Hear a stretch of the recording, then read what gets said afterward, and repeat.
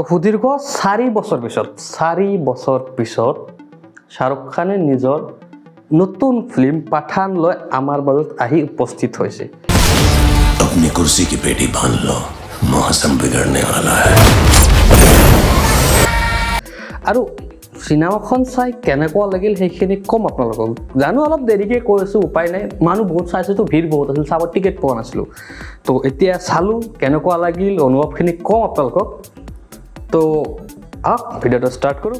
झूमे जो पठान मेरी जान महफिल ही लुट जाए दे दे जो जुबान मेरी जान उस पे मर मिट जाए।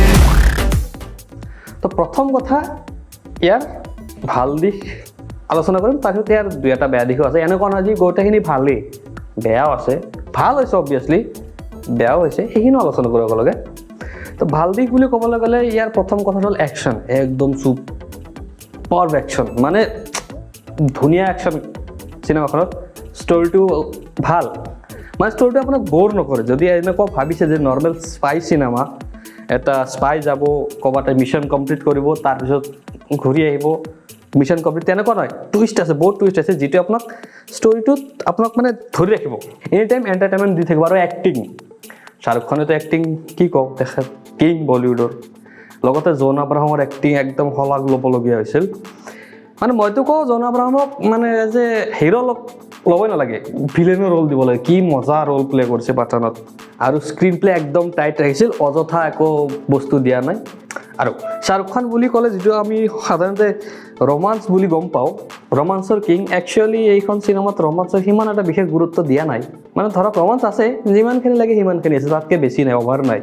মানে ব্ৰহ্মাস্ত্ৰ যি টাইপ শিৱা টাইপ হৈছিল সেনেকুৱা একো কৰা নাই, নৰ্মেল জেনুইন ৰাখিছে যিমানখিনি লাগিছিল। আৰু ইয়াৰ অন্যতম ভাল দিশ হ'ল বেকগ্ৰাউণ্ড মিউজিক। एक ऐसा अटैक जो हिंदुस्तान ने कभी सोचा भी नहीं होगा। ये नेगोशिएशन नहीं, अल्टीमेटम है। উফ ভাই, মানে কি কোৱা, মানে এনেকুৱা ধৰণৰ বেকগ্ৰাউণ্ড মিউজিক সাধাৰণতে চাউথৰ চিনেমাবিলাকতহে নৰ্মেলি আমি দেখা পাওঁ, বলিউডত খুব কম ইউজ হয়, মানে নহয়। কিন্তু পাঠানখনৰ বেকগ্ৰাউণ্ড মিউজিক ইমান ধুনীয়া, নে আপোনাক লাগিব জেগাত বোলে নাই বেকগ্ৰাউণ্ড মিউজিক দিছে। আৰু গোটেই ফিল্মখনত বেকগ্ৰাউণ্ডত সৰু সৰুকৈ এটা এম্বিয়েন্ট চাউণ্ড চলি আছিল, যিটোৱে একচুৱেলি চিনেমাখন বৰবাদ কৰিব পাৰিল হয়, কিন্তু ছাৰপ্ৰাইজিংলি ভাল লগা কৰিছে গোটেই মুভিখন সেই চাউণ্ডটোৱে। যদি আপুনি আগে পাছে হলিউডৰ চিনেমা চাইছে বা চায়ো, অবভিয়াছলি চাই সকলে, স্পাই ফিল্মবিলাক, যেনে ধৰক দুটা সংগঠনৰ স্পাই এটা মিছনত যায়, ছাপ'জ CIA-ৰ এজেণ্ট এজনে ক'ৰবাত মিছন এটাত গ'লে, তাৰপিছত MI6-ৰ এজনক লগ পালে, দুয়ো মিলি কেনে মিছনটো কমপ্লিট কৰে। ঠিক তেনেকুৱা এটা ভাইব দিব পাঠান চিনেমাখনে আপোনাক।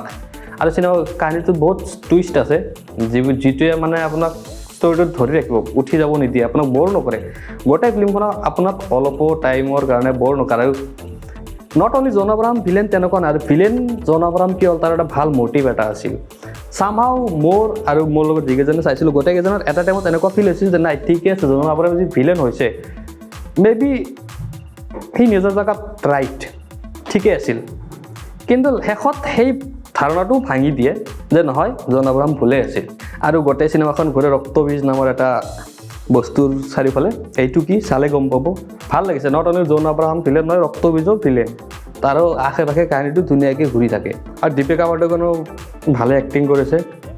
গান বুলি ক'লে মাজতে বেচৰম ৰং গানটো আছে, আৰু শেষত এটা আছে, সেইটো নাচালে কথা নাই। অযথা গান দিয়া নাই, অযথা ৰোমাঞ্চ কৰা নাই, অযথা চিনবিলাক টানা নাই, বোলে যি টিত সোমাই দিছে আৰু লাম্বা কৰিব লাগে, তেনেকুৱা একো কৰা নাই। ব'ৰ অলপো নহয়, আপুনি গোটেই ফিল্মখন ধুনীয়াকৈ চাই যাব পাৰিব। আৰু বেয়া দিশ বুলি ক'লে মানে ধৰক, এতিয়া চাওক, ফিল্মখন ৰেড চিলি আৰু য়েষ্টাৰ্ছ ফিল্মছে বনাইছে হা, তো সিহঁতৰ পৰা VFX আৰু অলপ ভাল আশা কৰিছিলোঁ। ভিজুৱেল ইফেক্টছ একদম ফকটীয়া হৈছে, একদম সঁচাই কৈছোঁ।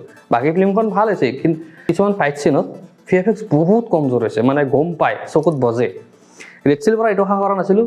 লাষ্ট টাইম জিৰ'ৰ যিটো VFX কৰিছিল, মানে একদম মাখনৰ দৰে কৰিছিল জিৰ'খন VFX, সেইটো তুলনাততো ইয়াতে একো হোৱা নাই। আৰু একশ্যন, মানে চিনেমাখন ফুল একশ্যন। আপুনি যদি একশ্যন চাই ভাল পায়, আপুনি ফুল একশ্যন ফিল্ম চাই ভাল পায়, তেতিয়া আপোনাৰ কাৰণে এইখন একদম পাৰফেক্ট চিনেমা। আৰু যদি আপুনি বেছি একশ্যন চাই অলপ আমনি লাগে, তেন্তে এইখন চিনেমা আপোনাক অলপমানৰ কাৰণে হ'লে আমনি দিব একশ্যনত। বাকী চিনেমাখন এখন কমপ্লিট মনোৰঞ্জন ধৰ্মী চিনেমা, পৰিয়ালে যাই চাব পাৰিব।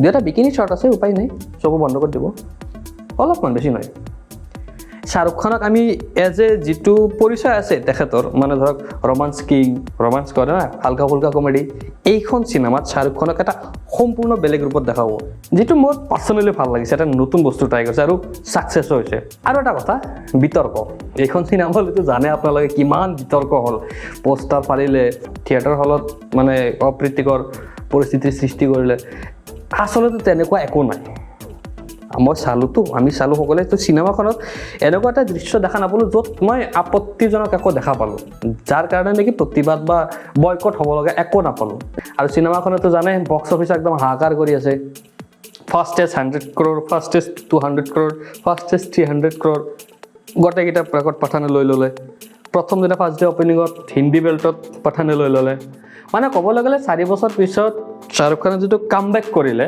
পাঠানৰ জৰিয়তে বক্স অফিচ হিলাই দিছে নহ'লে কেইদিনমান আগলৈকে চাউথৰ ফিল্মে আমাৰ ইণ্ডিয়ান বক্স অফিচত আধিপত্য বিস্তাৰ কৰি আছিল আৰু আমি সকলোৱে কৈছিলোঁ বলিউড চেজ টাটা বাই বাই বলিউডৰ এটা কাম নাই যা হ'ব দেই কিন্তু কথা নাছে বোলে 100 সোণাৰ কি এক লোহাৰ কি তো সেই কোপটো বসছি পাঠানে সেই কোপটো দিছি সম্পূৰ্ণ মনোৰঞ্জন ধৰ্মী একদম মাছ এণ্টাৰটেইনিং চিনেমা হয় যদি আপুনি ইয়াতে লজিক বিচাৰি চাব গৈছে চিনেমা বোলে মই ফিজিক্সৰ ল চাম লজিক চাম তেতিয়াহ'লে নাযাব মাথাটো ঘৰত থৈ শান্তিত এণ্টাৰটেইন হ'বৰ কাৰণে চিনেমা চাব যাব আপোনাক পূৰা এণ্টাৰটেইন কৰিব চিনেমাখনে সেইটো গেৰাণ্টি মোৰ বাকী চিনেমাখন চাই মোৰ ভাল লাগিল আপোনালোকে চাওক আৰু যদি চাইছে কেনেকুৱা লাগিছে জনাওক তলত কমেণ্ট কৰি আৰু ভিডিঅ' তলত ইলৰেগুলাৰ হ'লেও কিছুমান পাৰ্চনেল ইছ্যুৰ কাৰণে প্ৰব্লেমৰ কাৰণে এইবিলাক কৰি আছিলোঁ এইবিলাক তো এতিয়াৰ পৰা আৰু মানে কণ্টিনিউছলি ভিডিঅ' দিম আপোনালোকক কথা দিছোঁ চেনেলটো ছাবস্ক্ৰাইব কৰি থৈ দিব আৰু এটা কথা 3 তাৰিখে আমাৰ অসমীয়া চিনেমা ডক্টৰ বেজবৰুৱা 2 আহি আছে